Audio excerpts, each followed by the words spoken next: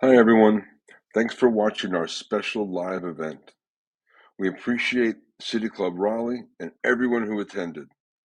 Slipshod Productions was not really well prepared, so we had to do some audio and visual magic to bring this to you. So we'll just tell you in advance that the audio and visual sync is not great, and also it may be hard to hear some guests. Still, we had a blast, and I hope you enjoy it. Bye. And I think that's it. So this is where you find us on LinkedIn, on YouTube. You have our email addresses, and thank you, everybody. Did I hit record? No. Welcome to an all-new episode of Work in Progress with John Lane and Will Barfield. This podcast explores leadership traits under stress with a special guest each week. We use a simple and accurate OAD assessment to identify key personality traits or superpowers, as well as the shadow side, kryptonite traits that appear when we're under stress. As always, we'll have some pod banter, shameless plugging, and we'll even let our guests talk for a bit. Of course, no humble brags. Welcome to the show. Start. Yeah, beautiful. Everyone eat and enjoy. Emma, are you going to sit with us or no? All right, good. All right. So thanks everybody for coming. We have we're going to try to make this an interactive presentation. We're going to ask a couple of questions. I need to get through a couple of slides to set up personality assessment because not everyone here has done it. I'll also say that everyone here who has attended, thank you. We're going to give an assessment and a 30-minute one-on-one readout when this is over. So we'll have a slide up with how to contact me. And then we'd love to have everyone here do it. It's complimentary, no strings attached. And then was that? Oh, it was one string. One string. An invisible string. We're not bantering yet? Oh yeah, I have banter written down. Okay, we'll get to banter. Yeah, so this is our agenda. So who is familiar with taking personality assessments? Raise your hands. Oh, that's great. Excellent. And then how many here have taken the OAD assessment? I'm going to separate you two. Yes, I will do it. My whole family are teachers. All right, good.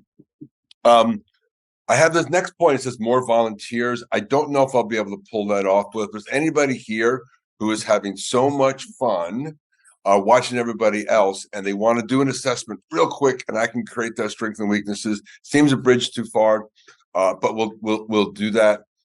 John, where's John? You did you did the form this morning, so I sent you yours, but I don't know if you finished it. I went to meetings before. Oh, good. Okay, then you'll be the first one we do after. We have a little learning agenda. Will and I will introduce ourselves, and then I'll go through one slide on OADs so folks know who they are, and then we'll start. That'll be very fast, and then we'll start showing you how to review. We call them constructs in OAD. Will and I will do each other's strengths and weaknesses. We'll do it super quick. And then we'll get around to everybody. If there's time at the end, we do this thing called bloopers where we kind of make fun of ourselves about using our strengths and weaknesses. I've come prepared with 2 or 3. Will probably has none. So we banter that around. I've already talked about the special offer for taking the assessment. We also have these workshops that we do. I don't know if we'll get to that, but there's a free trial in them too. So if anybody's liking what they see today, this is part of what we do for a living. So there is an option to get started. So then we're going to work backwards, and it's time for banter. Who has seen our podcast? You don't have to. All right, good. So you know the banter segment. You have not. You've been on it, but I don't think Amy has watched. Not yet. Okay. So we'll say, welcome to the Lunch and Learn. We do suggest you focus on the lunch part because we're not sure what we're going to learn, but I have some banter, Will. So those who follow us on the pod, I've been calling it a live podcast, even though it's pre-recorded and it comes out 3 or 4 weeks later. But this is actually really live. So for our folks who ever watch this, a little round of applause for us and for you for showing up. We appreciate that. What else do I have? Will, Yes. we have come up with a new marketing claim for us. You want to hear it? Yes. Thank you. I wrote this down yesterday because I think it's mostly true. We are America's favorite leadership traits under stress related podcast. I think that's 100%. I think I will stick, right? Can we put that in the market fit thingy? Will that support it? It's not long at all. But No. If you add qualifiers. All right, good. And then I'll just one other thing I'll just say is you're gonna see some PowerPoint magic today. You've seen it, but everyone else is gonna get it. And I'm ready for my blooper. And then this little doohickey up here, that's gonna come in later. So everybody read that. Bring the clicker thingy and the video stand. So we've already done this. All right, show of hands. We've already done that. Yeah. Thank you. Any more volunteers? I think we skipped over that. So I don't think we'll get there. We are going to take a break at the hour mark. We may be done, but I need to stop the recording. Sometimes the recording fails at an hour. So I may stop the recording and download it and everyone can. What was the time mark on that, John? Oh, I think we're 5 minutes in. All right, so here's the learning agenda. It's very light, but this is a lunch and learn. The lunch is already out. The learning has to be presented. So you will learn a little bit about personality assessments for personal and business usage. This is the real thing. For those of you who we go through this for, you'll learn a bit about yourself, and you'll also learn a bit about doing a live podcast with no preparation. So we'll the fact that anybody can do a podcast. That is true. We did cover that. Anybody can do a podcast. They don't make you have a license. It's not like other careers where you have to prove an ability to do it. You have to have a license to cut hair, but not to do a podcast. It's actually a little frightening. It is a little frightening, but that's what we're doing. Okay. Will, would you like to introduce yourself? I got disciplined for that earlier. Well, now's your slide. So hi, Will, 25 years in sales so far, locally 16 years of those in sales leadership. Been in the recruiting industry for the last 19. Had owned Barfield Revenue Consulting with my wife Amy for the last 7. And I help companies all across the country as well as in Canada, the UK, and Europe with hiring revenue impacting people, sales, marketing, business development, that kind of stuff, modeled mostly after local community, meaning the kinds of companies you find growing around here, med tech, biotech, life sciences, pharma, software, and IT.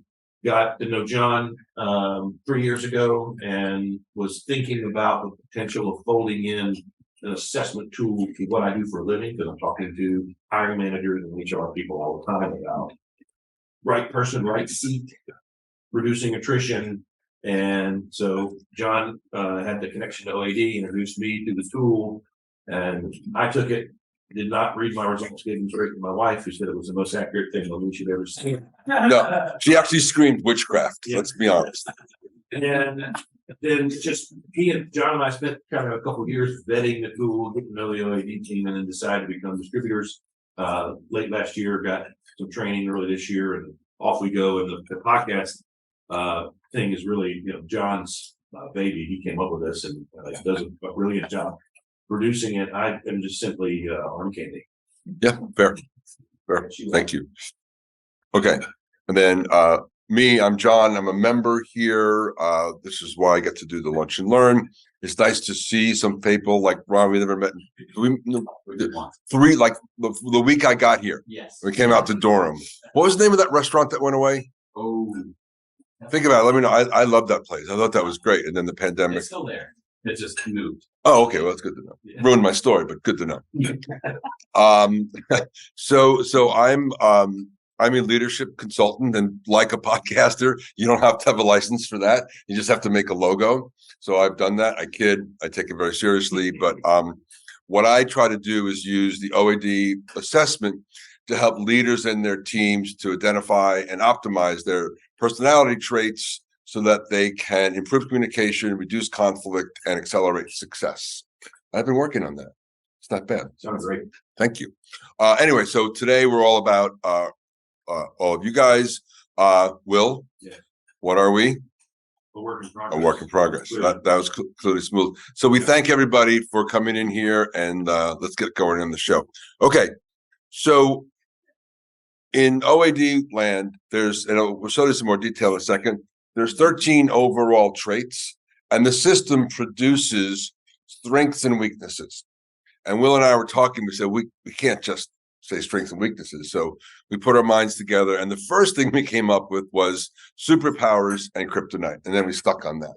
So when we talk about your superpowers, those are your strengths. When we talk about kryptonite, those are your weaknesses.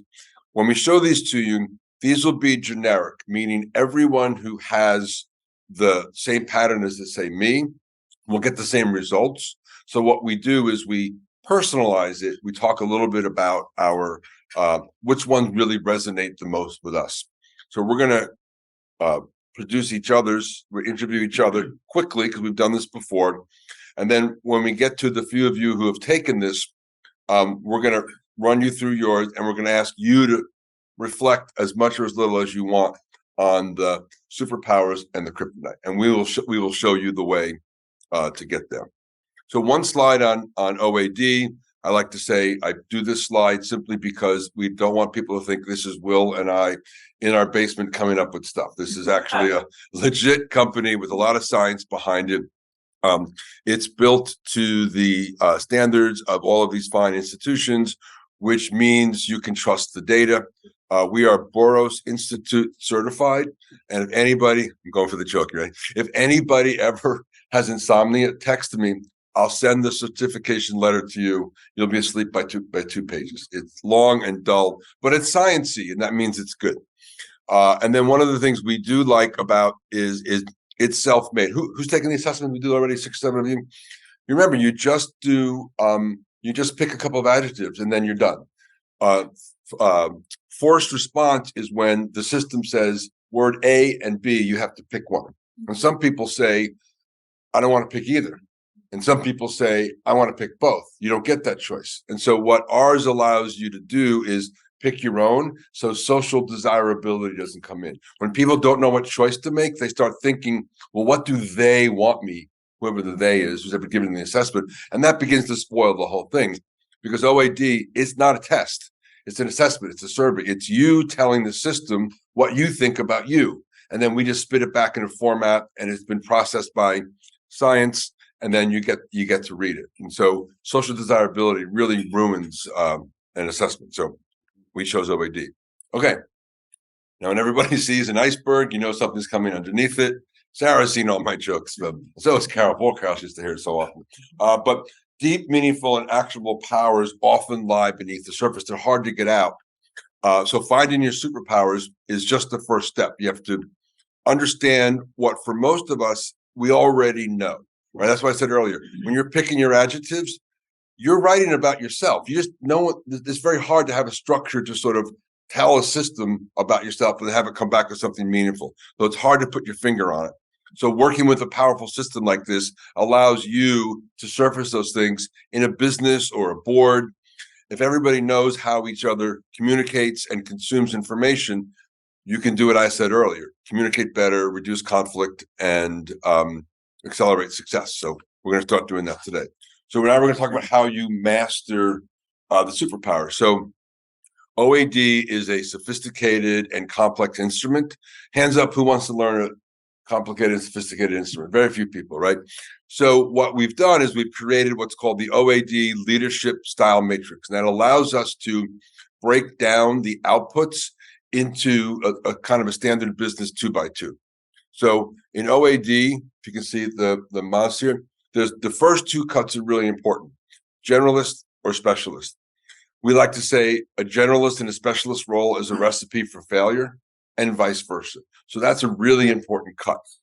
The horizontal cut is we call it style or communication style. So it's socially oriented or technically oriented, and that creates the 2x2.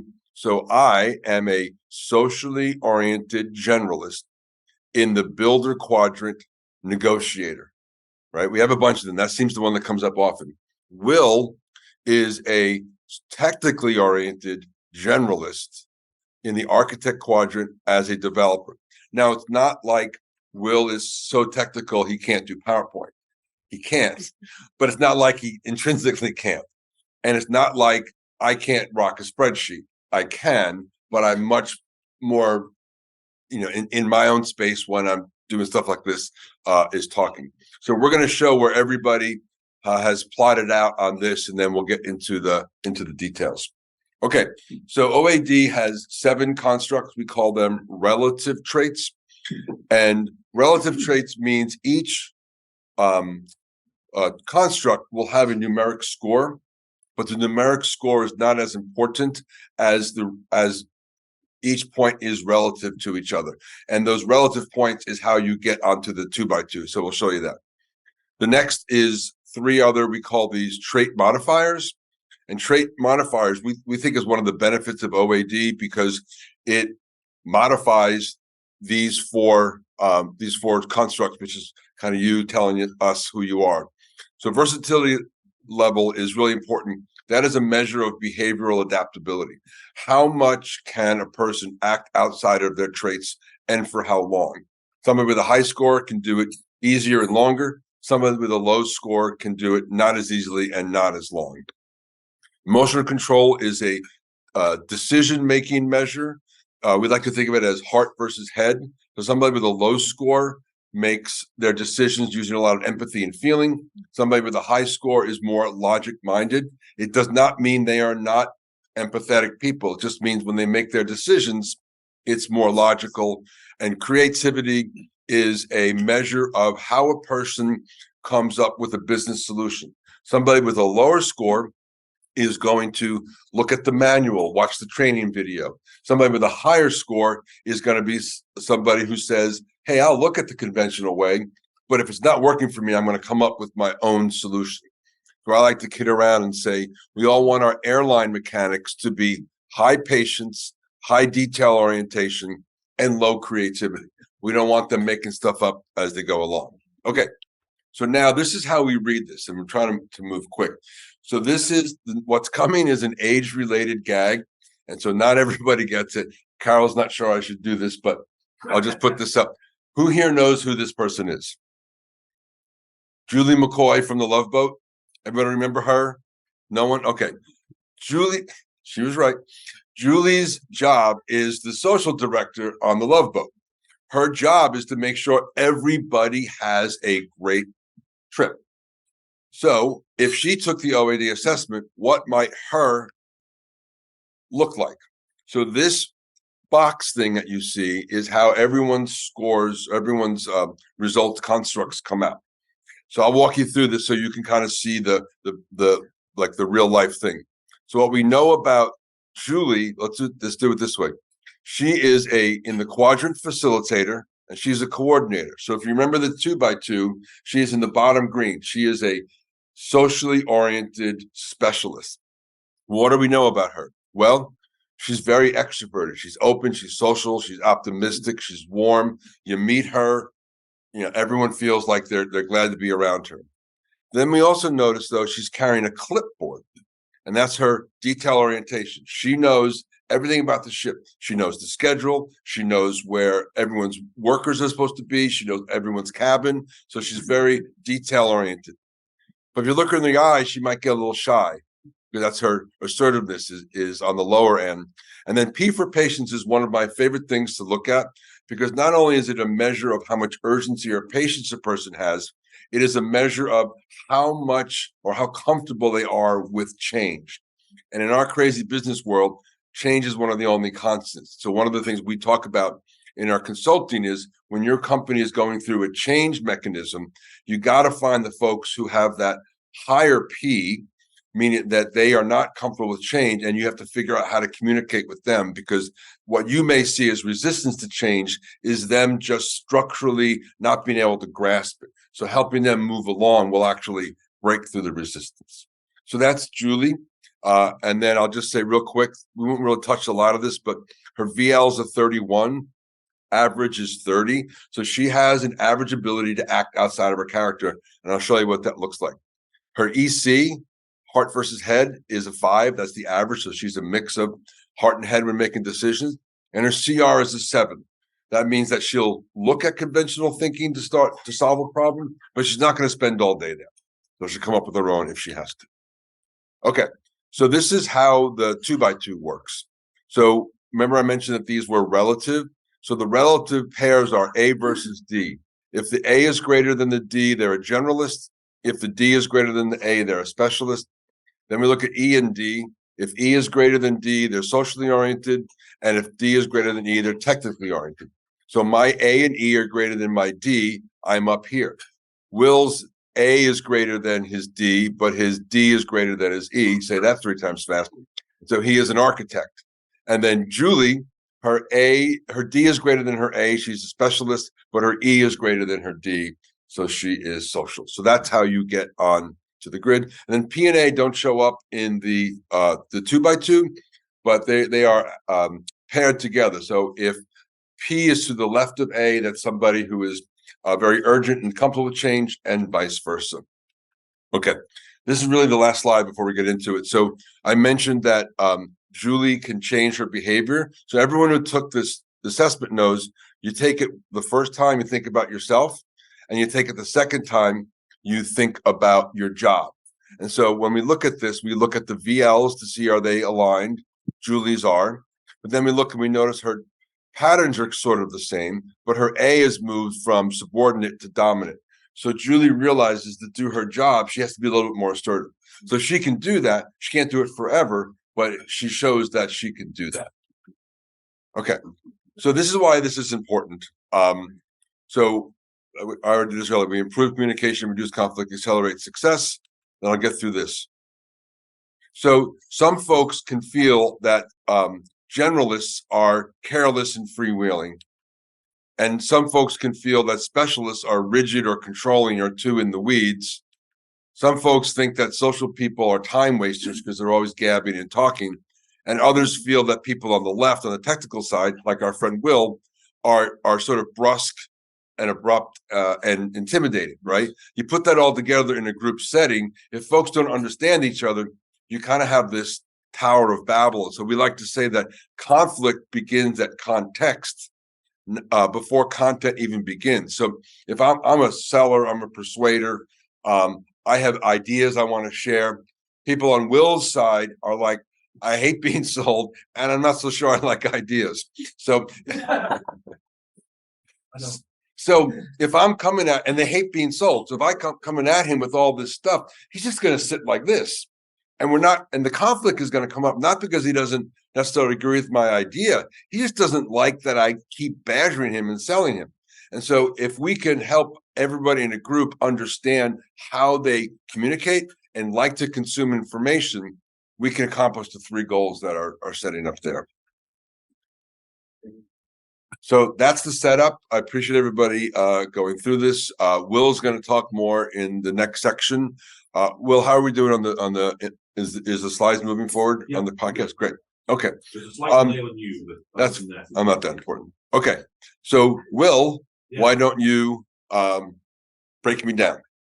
This is my generic profile. All right. So I'll be honest with you, John. I've watched you do these, but I haven't done one of these since our February training. So we're vulnerable. Oh, this will be nice and rough. So, as John discussed, if you remember, the quadrants upper right is where your people of John's profile are going to land. He's a builder, negotiator. He is a socially oriented generalist, and his extroversion. Look at that spread too. It's a very wide spread here with him. Extroversion way out front as a dominant trait. Assertiveness is behind that, also dominant. And then if you look at that little tick mark, you can see that his patience and his detail orientation are on the lower side. In interacting with John, he because his detail orientation is lower, and don't associate that with attention to detail. It really means that he knows that he's not a details person, so he builds systems to help himself, so that he makes sure he doesn't miss certain details. He's got software tools and other things to help him remember and calendar alerts and different things, different tracking. And he also is one who, if you've got lower detail orientation, you tend to be comfortable with delegation. So he knows what he's good at, and he also knows what others are good at, and he's certainly willing to pass that along to them, handle. And in our relationship and the way that we work, he knows what his strengths are and mine, and he's more than comfortable to delegate certain things to me to handle. He doesn't have to own it all. That's So me. yeah, So that is the generic. Thank you, Will.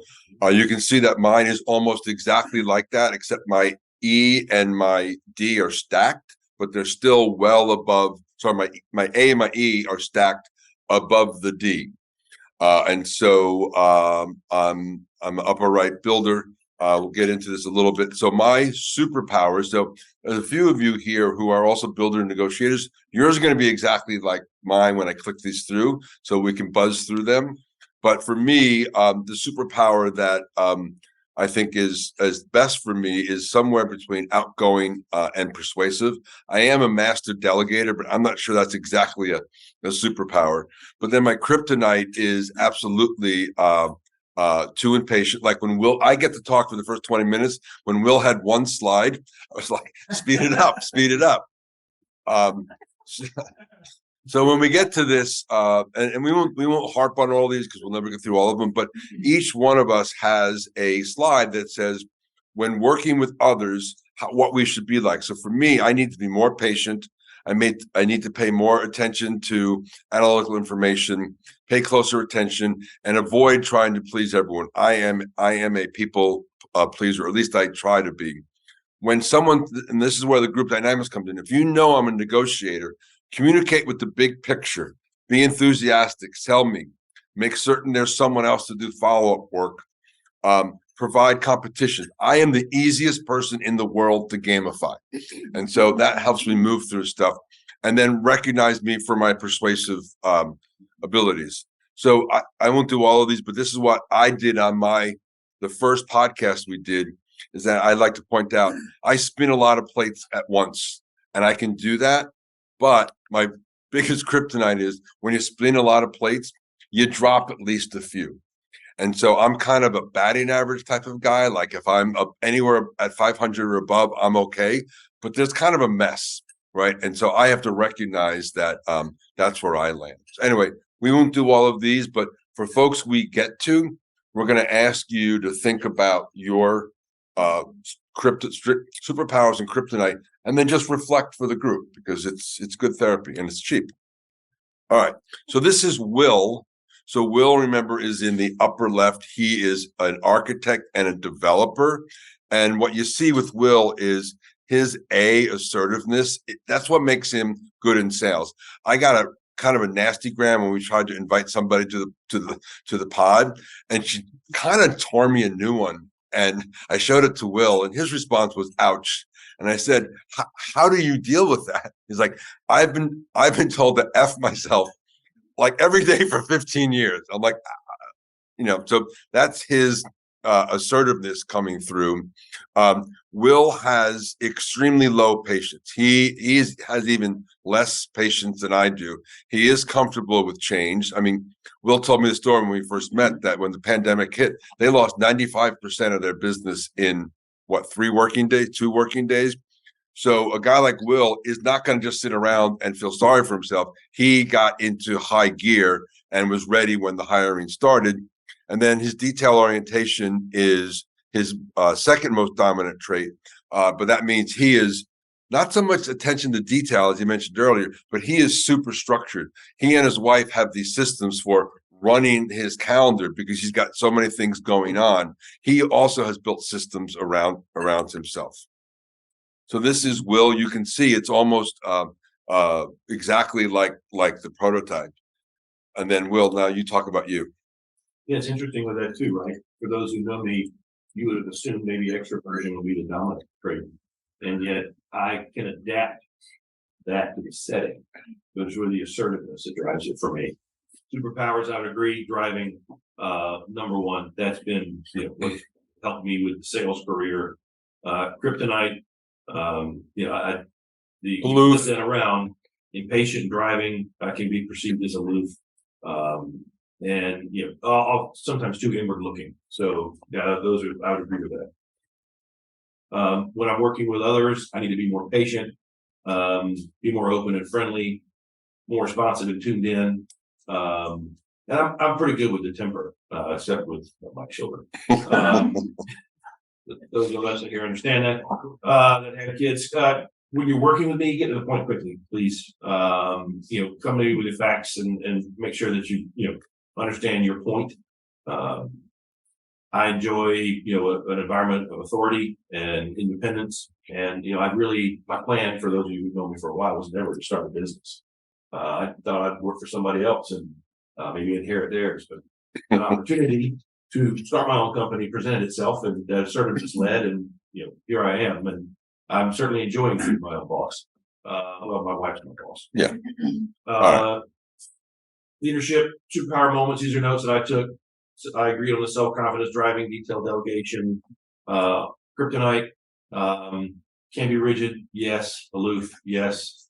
I've heard that I'm intimidating. I don't think that I Show of hands. Intimidating.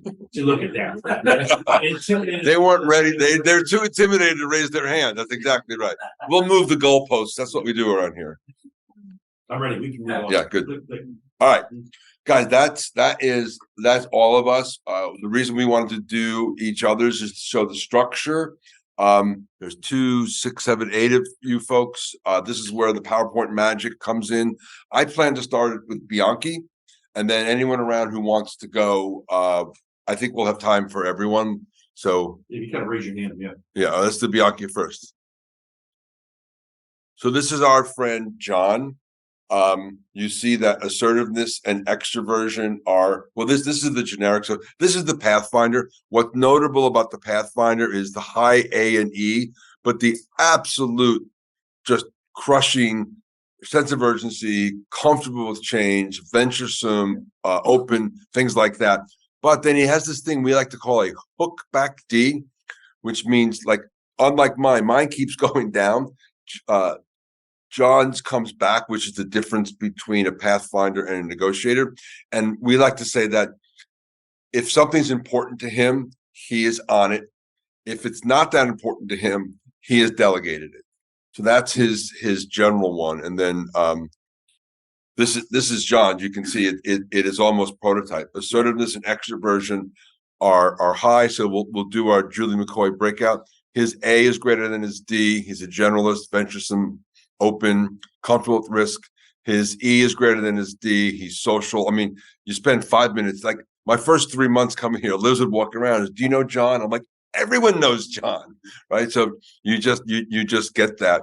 And then this is his. We look at the relationship between P and A, and when you see P to the left of A, and it's the widest spread, that is a measure of intensity. So is it the intensity of his urgency and is comfortable with change is very strong. And then you see this coming up. One thing I found interesting about John is his VL. So 30 is average, 40 is where we get to high, 43 is higher, 50 is a little iffy. But so he's on the high side of that, which means you can act outside of your behavior traits. So you've probably built a bunch of systems so that your urgency doesn't spill and turn into stress on other folks. Mm-hmm. Yeah, cool. Your EC, I don't think surprisingly, is a 2, so heart and head. So lower side is somebody with who brings feelings and empathy into your decision process. And then your CR is a 9. Mine's a 10, not a competition. But that means John will he'll look for the easiest, the conventional solution, but if it's not there, he is not spending more than a minute looking at that. He's going to come up. How many LLCs do you have? 6, right? So he is going to make stuff up as he needs to. All right, John, now you get to talk a little bit about your superpowers.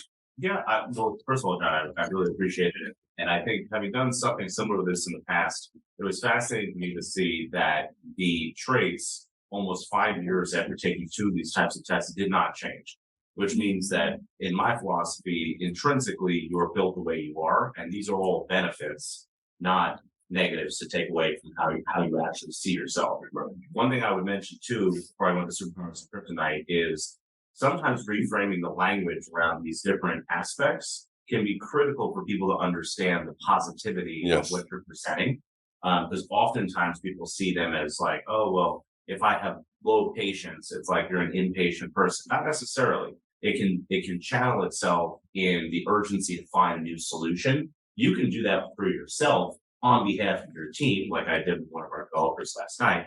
But that's, I think, how we reframe it. So superpowers, I mean, those are pretty self-evident. I think on the kryptonite side, which is where I like to focus on self-improvement and thinking through that, is, similar to Will as well. I really have a difficult time when people cannot be clear with what they're trying to tell me. And oftentimes the creatives that I work with on my team, they will take a lot longer to get to the same answer than I would have said initially, right? And so that's something in meetings and working with people that I've learned that I have to be able to say, okay, if I actually look at the clock and it was only 1 minute and 38 seconds, that was not an hour and 38 minutes that it took me to get there, even though it might feel like that for me.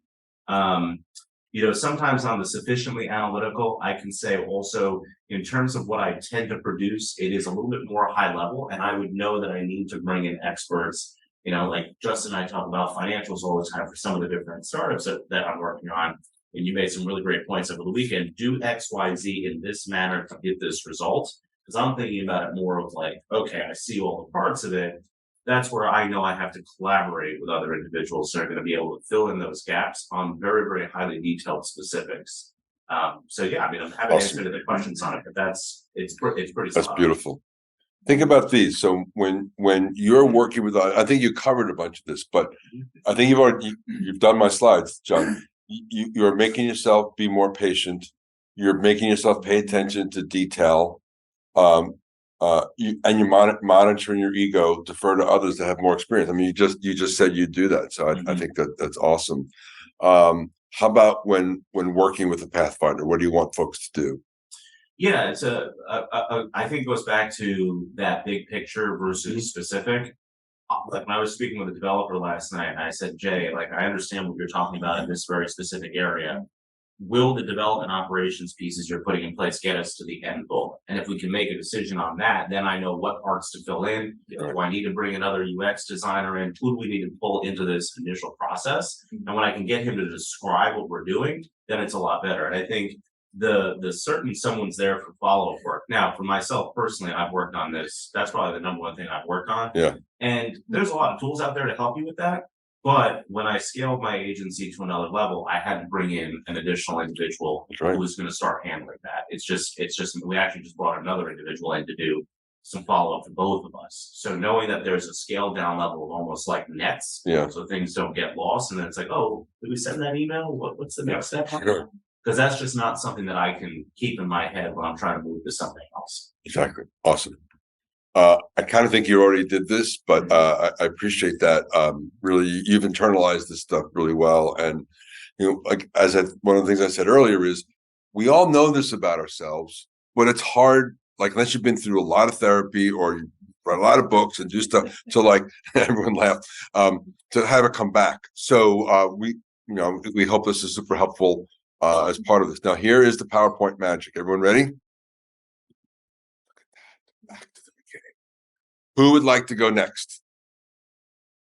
Juicy. Yeah? All right. Yeah. You want to know the crack of the builder? No. All right. Well, we've already done my negotiator. Now, so let's just jump in on this. So you notice it says variation of a negotiator. So this is where when you and I are talking, some of the things that the generics say aren't exactly what's in your actual report, but we try to make things fit into the 2x2. So the reason this is variation is that technically A is greater than D and E is greater than D, but A and D are subordinate. They're not over to the right like this shows. So the math is there. A and E are both greater than D. So you get in the upper right, but his A is greater than his D, but they're both subordinate to the thing. So Eric's number one construct is his extroversion. Again, Liz would walk me around and say, "Do you know Eric?" I'm like, "Everyone knows Eric, right? This is not the thing." But unlike a lot of like if this assertiveness moved to the right and was more standard, then the P would be sort of in the middle. But his P is his tide for his most dominant construct, and so that's not usual. That's why, again, it's variation. So when we were talking about your can we do this conversation? Okay. So Eric's in his new job, and everyone's in a new job. They figure stuff out. But what he's realizing is that his detail orientation and follow up and those sort of stuff are really low.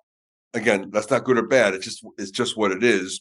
But his VL is a 32, which means he can act outside. He can build, self-awareness and systems around that. But his job is to do a thing and then follow up.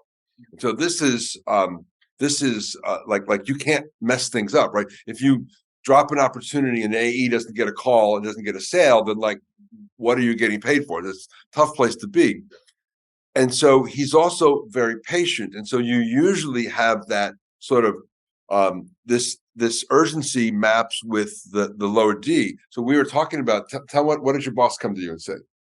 New boss. I asked permission. Yeah. New boss.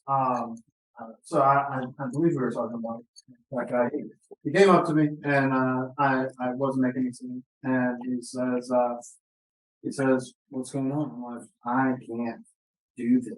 I can't go out and knock doors." And he's like, "Okay, so you're going to." He's like, "I have a different opportunity for you, and it'll take away that part of the job that you can't really do." And I'm like, "Oh, okay." And he's like, "So I'll give you leads and you'll go out and you'll just sell." And I'm like, "Oh, yeah, I can do that." He can do that. And so like when it came to the patients, I like to sit and listen. So yeah, but let's put a real life on it. When you and I were literally talking when that conversation with your boss was happening, and I was like, "Yeah, listen, you can do this thing you're doing now. You are going to struggle. You're going to come home exhausted, right? I mean, who's going to drink all of the Negronis in the bar, right?" Exactly. So and then like the bartenders are out of work. I mean, there's a whole domino effect here. So having a role that is that allows you to focus on your patients, and solar stuff is complicated. You're not just selling a piece of software, like it's got to work and all this other kind of stuff. So so let's do a little of these, but again, these are the generic, and so they don't really take into account the what's the word, variation of a negotiator. So any of these pop out for you? Optimistic demeanor. Yes, Yes. I think that's great. It takes a lot for me to feel down on myself, a lot more than the usual person. And task delegator.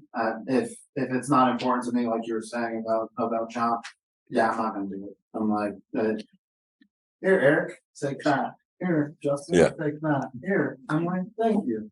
You're doing a great job." and it's 100% what I've done in every part of my work, like from installing all the way up until now. And now you can see it. Yeah. Now you can see it. And sometimes that high P and higher P and lower D, when they're spread like that, that can be somebody who tends to procrastinate because they don't have the urgency and they don't have the structure, or they don't like the structure. So knowing that about yourself is just really important in your work. Okay. So anything here stand out to you when you're working with others? What are you going to focus on? Make certain there's someone to follow. Boom. Follow. Perfect. I am moving into a new apartment, and I have a 18-year-old kid that might move down from Pennsylvania to work for me, and all he's going to do is follow. And Great. I'm gonna just drill it into him, and then once he gets that down, then he can come out with me himself. There you go. Good learning. All right. And when people are working with you, which of these pop out for you? Avoid trying to please everyone. on the last side, it says, tends to overcommit.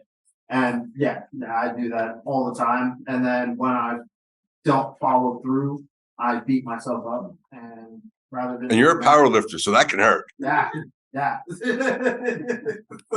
Awesome. Any other reflections you want to make?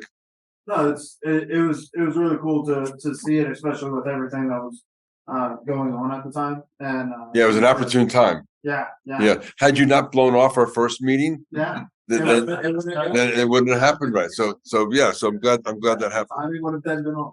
Awesome. All right. I can't see it. Anybody want to? Jason. Just know, Emily, he was pointing at you. All right.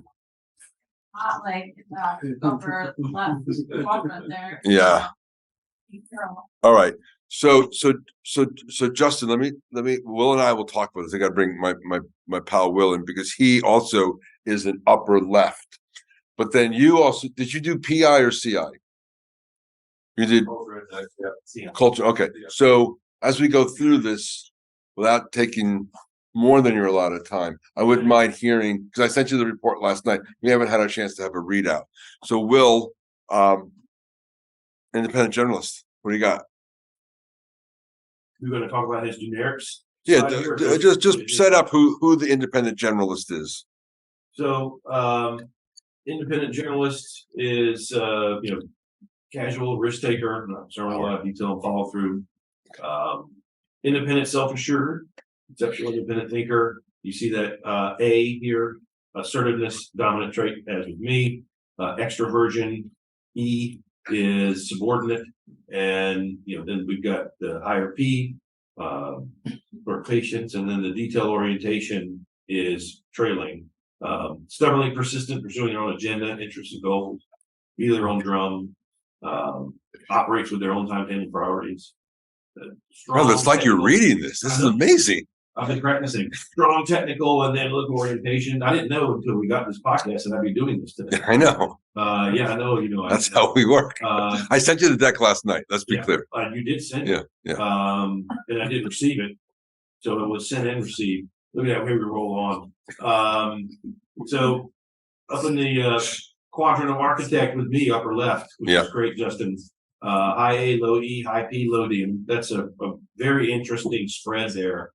Nice and wide. So usually that means that you selected a lot of adjectives and felt like there were a lot of things that described you truly on that page because you get the first page. Yeah. Awesome. Yeah, and so that high A that makes versus the D, especially in the independent generalist, is somebody who can really deal with ambiguity.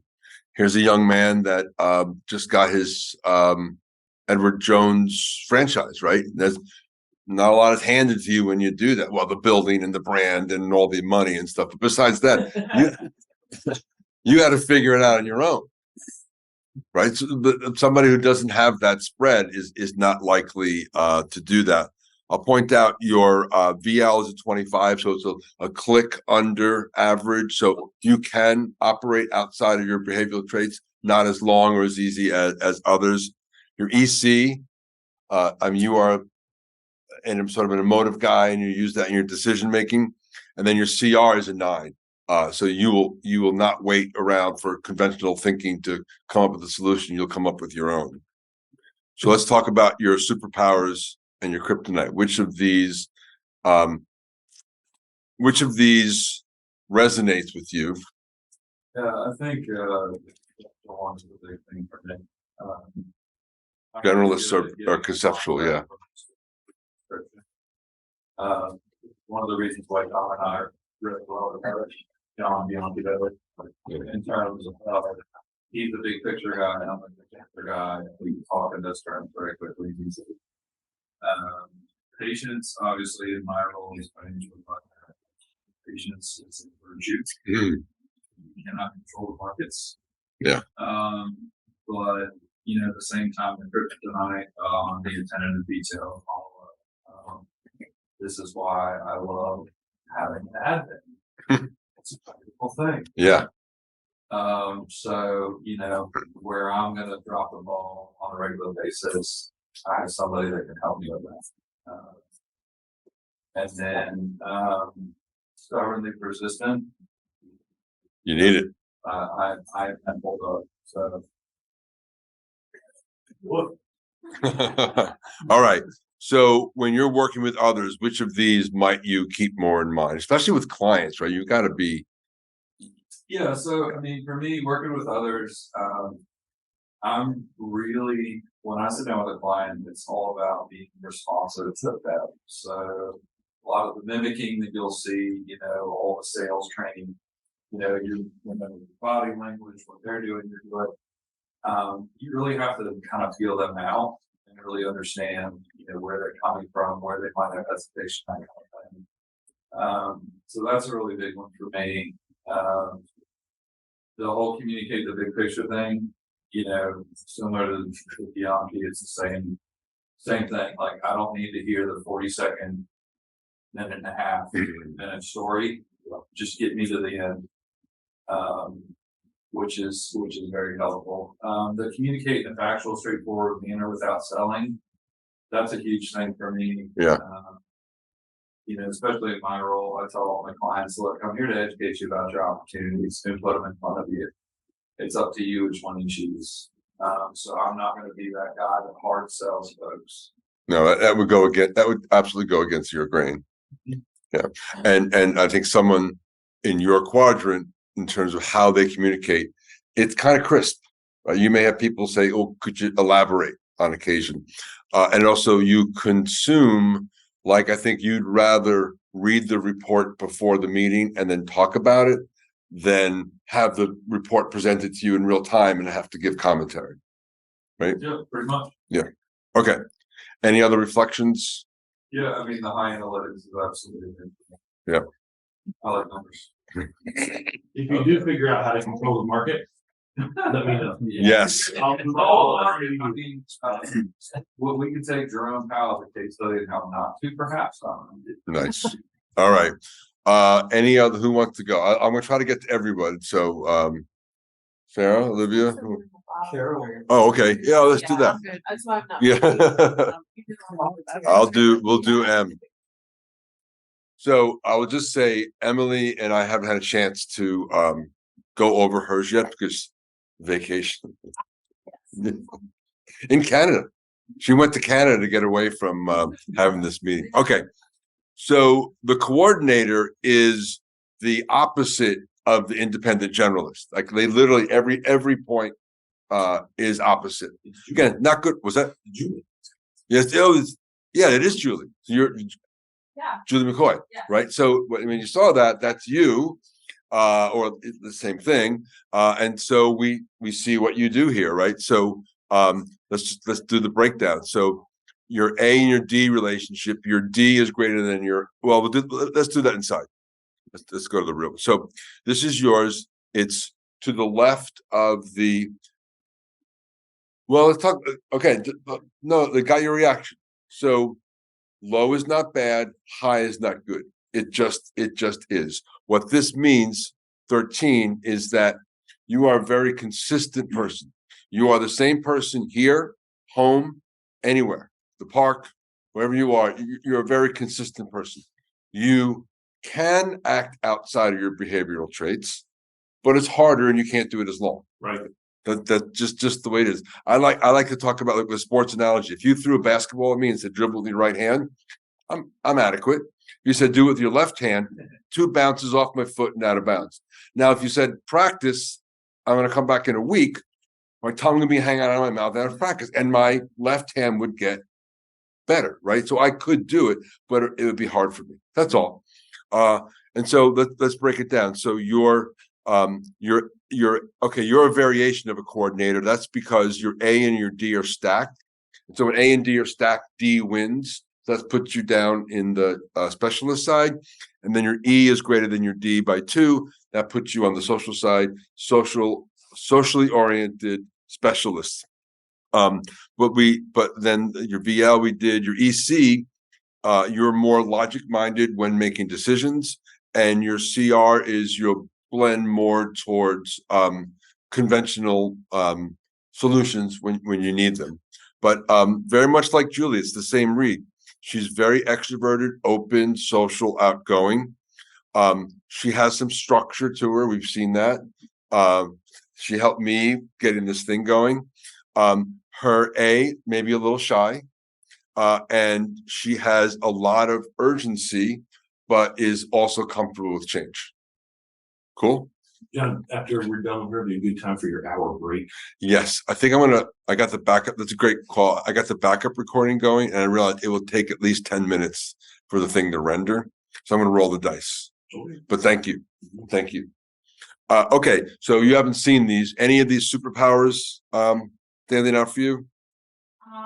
Definitely outgoing, and cooperative. I feel like they're the ones that really. I agree. So here, also, I would say it's Now, kryptonite. definitely impatient, and the whole conventional thing that you mentioned earlier, I feel like that goes well in hand with the impatience. Yeah. And then, feelings, opinions from others is really important. Sadly, sometimes. Yeah, no, it works both ways. I get a lot of drive by like this kind of thing. This is amazing for me. Others, it's exhausting, but social stuff can also like take me 2 days to get over someone sending me a nasty gram email. Yeah. All right, cool. All right, there's a lot here. Pick a couple out. Working with others. What might you? I think the address issues with only those who can affect change is something that I should be working on.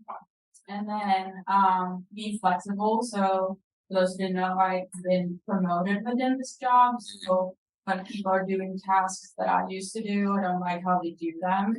So it's hard to get on with. That is so great. One way to do things. So that's something. That's really great. That is one of the type of things that when Will and I are consulting with clients, we find. So someone leaves and they go, oh, I got to promote somebody. Let's promote her. I'm not saying this is how it happened to you. Are we going to train her? No. Right. And all of a sudden now you're the boss and you're like doing your old job and you're trying to do your new job and you know how to do your old job. And so you're kind of paying attention to other people instead of doing your job. After a few months of that, people feel burned out and micromanaged. And all of a sudden, when they take the assessment, they show that. And they're like, you know what? We're looking for new jobs. This person used to be our peer is now our boss and is all over us and we can't get our jobs done. So that is a great example of a real life experience. Awesome. Thank you. Any other reflections? I didn't read the working with others. Go back, yeah. Bossy. Yeah, I do really like details when people give me more. I do like the 3-minute Nice. little backstory of things. And then I also really like to get to know people, which is why I can't do really remote job. Yep. Because I really need like the interaction of like people's actual lives and not just like their Teams chat thing on my computer. So Great. Yeah. That's important to you. Yeah. That's something that's left out sometimes of the remote work discussion. Some people just do better around other people. Not everyone, but some people do. Awesome. Great. I'm feeling the urgency of times. I want to make sure we get to everybody who wants to get gotten to. That wasn't good English. Olivia, you want to do next? Okay. All right. Pathfinder, like John, so we won't spend too much time on this first slide because we've done all that. Yeah, so this is kind of a classic Pathfinder. Sometimes that Pathfinder D goes back a little bit, but higher A, higher E relative to the D. Super impatient, super comfortable with change, the type of person who would start their own business, that sort of thing. So superpowers and kryptonite. Which of these do you think stand out? Maybe we can compare them to what John said his were. Venturesome for sure. Yeah. Driving and task delegator. I'm persuasive. Sorry, I'm gonna say persuasive instead of driving. One of the things that when you see a really clear signal on somebody who's a generalist is their comfort with ambiguity, right? So I remember I said earlier, a specialist in a generalist role and vice versa. So specialists crave clarity and structure, and if they don't have it, they'll find it. Generalists are more okay with ambiguity. So when you have a role that, and they like the freedom of it too. And so if you're not comfortable with ambiguity, it's kind of hard to be a startup leader, founder, because you don't know what's happening tomorrow. Absolutely. Yeah. Crypto night. Well, John probably knows this, that I'm not always the most, not the quickest to respond to emails, which is why I know. I delegate them. I have somebody to help me do that, because I don't like letting things through cracks. That makes me very angry. And I can become disruptive in environments that require structured process predictability. I won't go any further. So you will chafe. If it's too structured, you will chafe. We're not letting you off the hook. No, I mean, I was hired by a startup several years ago to do a job, and I wasn't given all the tools to do my job, and I kept asking and asking and asking until my boss stopped meeting with me. And then I got laid off. Oh. I was like, shocking. But I just kept asking to do my job. I was like, I can't fully do my job without these things in place. And I rubbed him, pushed him too hard. There you go. Well, that's really important. So we say often that people are hired for skills and experience and fired for attitude and fit, right? Was that? Yeah. Cool. All right. Working with others. What's funny is I think I am told all the time how patient I am, but the truth is, like, I'm masking it really well. Hang on, let me see. Your VL's a 36. That's getting to high. Yep. So you can mask it. That's good. Yeah, I mask it really, really well. I think that's part of also like being put in a box in former jobs and former roles where like I was expected to act and be a certain way. And now that I have like more freedom and authority of my own to like be more myself, I can still kind of like put that mask on and like go in and do that. Does it eat you up? Does it make you exhausted when you having to be patient? Yeah. That's exactly right. Because I am very direct and very straightforward. And when people are working with you, what do you want?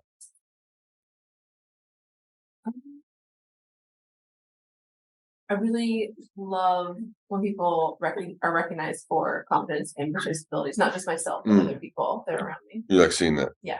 Cool. Any other reflections? Awesome. We had a good time when we went through yours. That was good. All right.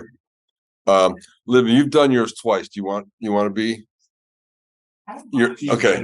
I'm looking at you because architects aren't going to put their hands up first. So we're gonna drop you.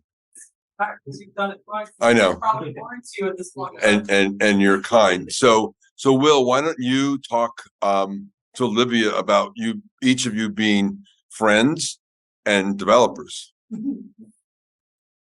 Great. So good thing I can see and read the slide again. This is your generic page for OAD developer profile. Olivia and I have many things in common, including being in the same quadrant. I have interacted with her quite a bit. She's very assertive, and I respect that about her. Their extroversion there, you see. I switched for you, brother. Yeah. Between extroversion and assertiveness. So for being extroverted for her, takes a lot of work and wears her out. And with that VL that's slightly below average, just slightly on the 30, she can get outside of her comfort zone, but it's hard. Goes against the grain. She has very high detail orientation.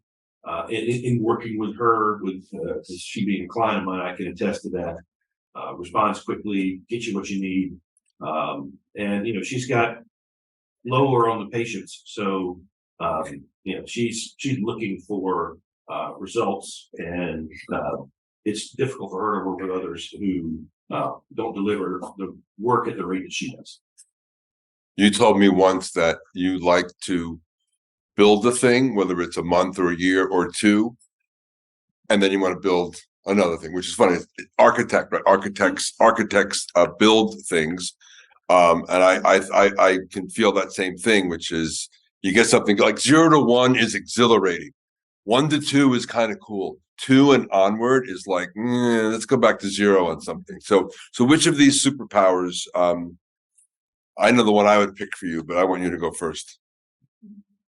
I'm gonna put driving and straightforward together because, for me, it doesn't matter what I'm building or what I'm driving, but I'm driving it at the same pace and we're ultimately gonna get from point A to point B and get it done. But to your point, John, when I'm tired, then I'm not the person to maintain it. So Right. I'm the person that you want to lead the system implementation. You want me to run the engagement campaign and get everyone all excited about it. But then when the system needs to be maintained for the next 10 years, you've got to hire someone else to do that. Yes. That's just not me. Well, I would say my personal story on you you, how do I say this? You were in the market for a new job and you told me something like, I'm going to get a new job in a month, then I'm going to take a week off. And I was like, God damn. And what did she do? She got a new job in a month and then took a week off. I'm like, how did you do that? Don't give me too much credit. It was actually 5 weeks, but. Okay. Okay. Accuracy is what comes up. All right. Now, other sides of that is what? Kryptonite. Which ones are yours? Yeah, well, I mean, I think Will could speak to it as a client, but I think that I've always said to people, you either love me or you hate me. There's no in between. So you're not going to interview me and say, maybe I want to hire her. It's one or the other. But when it comes to hiring people that are going to work for me, I think there's a certain style that you have to have. There's a certain work ethic. There's an aspiration that's probably higher than most people. And so I recognize myself that I'm not as good at managing people that aren't looking for what's next. And that could be the next new project or the next new role, but I'm really a development manager and I struggle to switch that up and change my approach if that's not what someone's interested in. If you do not know her well, I would say that you could perceive interactions with her in a professional setting. You could see the rigidity.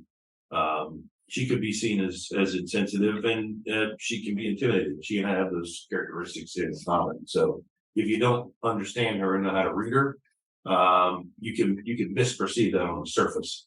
I've known her long enough to know her at a greater depth. But that's it. You notice it says here can be perceived. Can be, right. Can be perceived. So that leads us to the next slide about working with, right? Yeah. Nice. Yeah. King of the segues.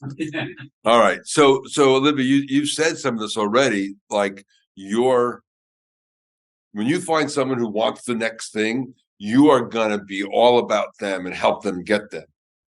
But if they're more like, well, work-life balance, maybe a little, I was mocking, a little less so. Sorry, it's a candidate tip there, John, wasn't it? Yeah, a little bit. But then when people are working with you, what is it?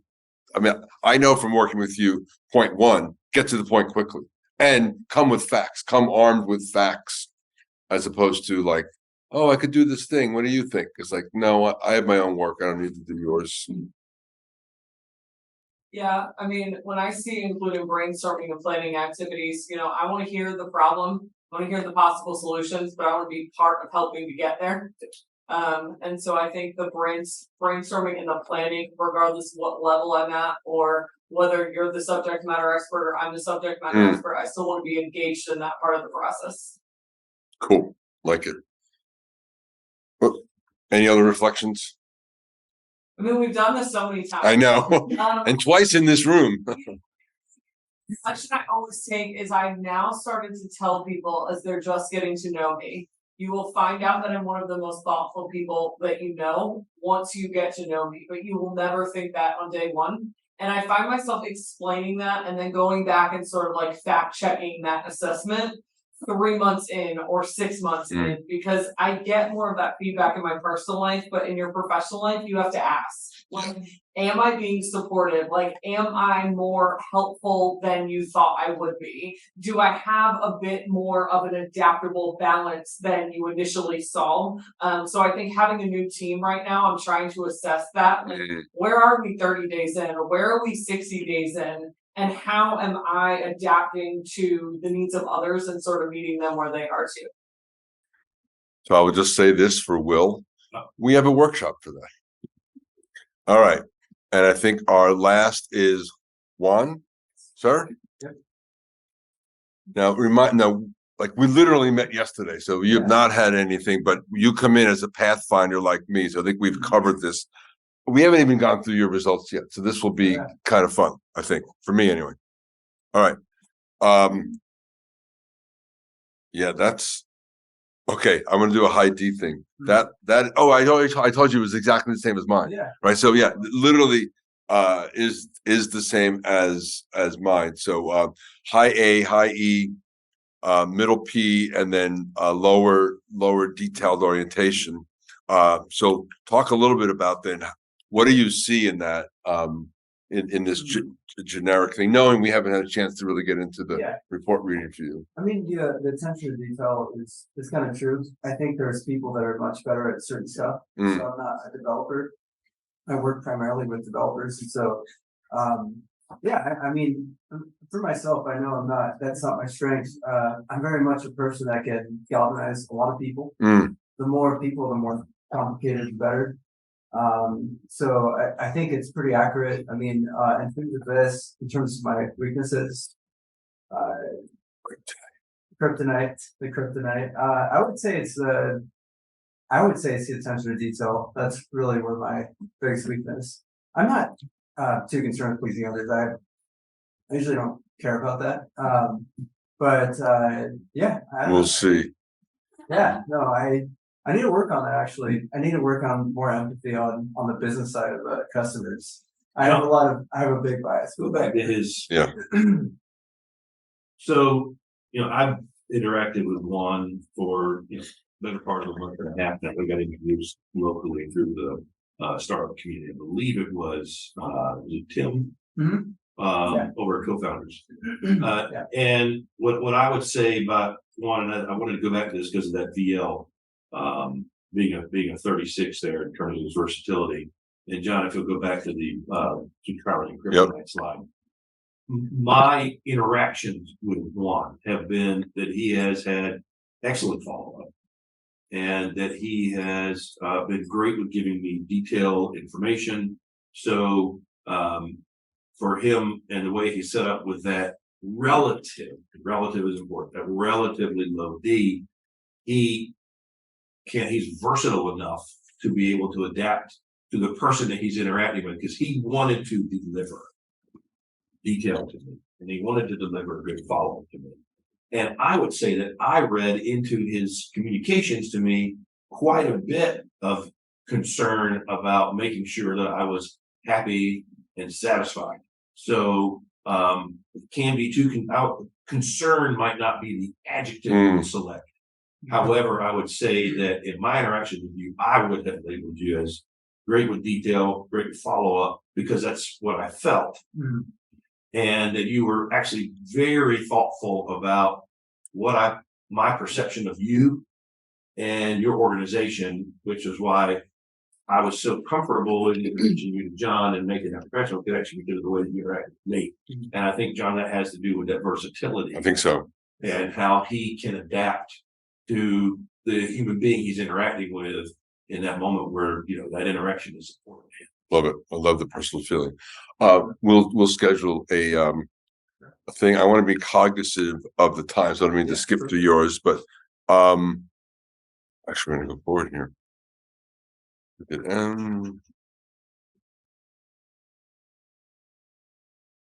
All right, so just as we come to a close, this will be hard for everybody to do because you're not sort of inside, but if you're working with somebody and you want to help them modify their behavior, higher A's appeal to ego and independence. Higher E appeal to their need for sociability, need to be liked and accepted. Higher P's, somebody if their dominant trait is P, they're systems people. So appeal to their need for that and predictability. And higher D's are the need for compliance. So hitting your marks and your milestones are super important. Who's got to go? Are we okay a little bit on time? You want to do bloopers? We can blue, yeah, I gotta go, but You gotta go to doctors? then you go potty. And then that man kept bringing water. I know. All right, well, we're almost ending. Will, Yes, what can people do in our blooper section? they can learn from their mistakes. Their mistakes. They can learn from ours. We make living. So we're each gonna do one. If anybody else wants to offer a blooper, we can do that and then we'll move on. So I tend to go first. So, what's funny? Go first. Oh, yeah, exactly. I gotta get mine done. So, I have a high E, and I told you, social desirability and feedback and stuff. So I have been going to a new hairstylist, and one day she said to me, "You're always fishing for compliments." And I'm like, I'm not always fishing. I'm often fishing for compliments. So let me correct you. So that's my E sort of slipping out. Will Butt, what do you got? So my blooper today would be a blooper that we experienced here together, which is that my high self-confidence, which is one of my superpowers. Yeah. Would inverted in a situation where I had not looked at the slide deck at all, and I'm used to winging it on the podcast. Came in here today unprepared for the slides that John was going to ask me to talk about, and showed that in this experience. So my blooper was live and recorded. Which Nice. is great. Thankfully, I roll with the punches well. You do. Yeah. Thank you. Well, that comes from raising 3 daughters. Yeah, I would think that. All right. Anybody feel like they want to offer a kryptonite blooper from what you heard? How have you Well, been? I will say this. Yeah. I should Prepared one. Well, you didn't know. Like you like is like not feeling great. Not feeling good at all. Exactly. Yeah. All right, that counts as a blooper. You're in the club. Who else? Juice. I got a blooper for you if you want to tell it. What? You were doing the dishes. You want to tell that? So I was doing the dishes and Your my girlfriend. comes up and she starts kissing me. I'm like, oh, okay, start kissing her back.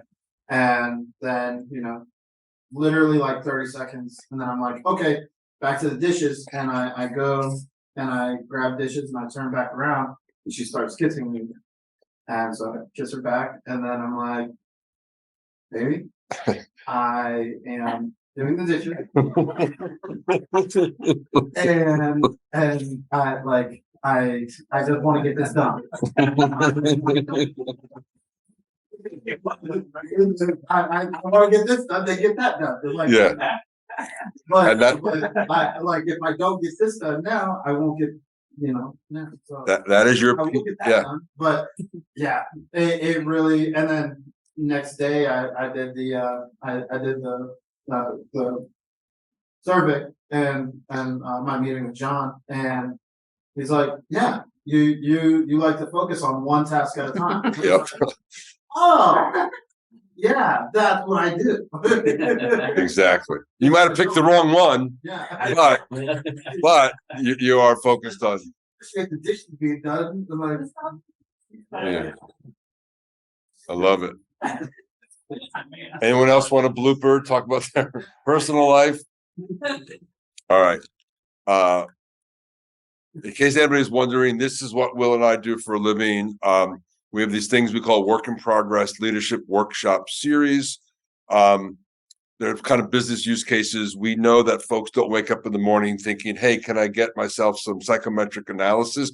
They think about things like my sales team performance and alignment management. They think about the struggles with distributed and hybrid teams, or new leaders coming into a new company, or early stage growth. And so we'd like to talk about that first, because that's about in service of the client. And then the things that we can do are things like today. We do this with leadership teams fairly often, and you can kind of see how if we were all working together, we would know a little bit more about each other and how to communicate. Okay, this is it. So I will ask Emily or Erin to get the email addresses of everybody here. If you have not taken the assessment, I'll include a link. You just fill out a little form. Actually, no, I'm just gonna invite everybody here. If you don't want to do the assessment, don't do it. And then I'll build you a leadership traits under stress book. You can have that. For those who haven't had a readout, I will send you a link for a 30-minute readout. And I think that's it. So this is where you find us on LinkedIn, on YouTube.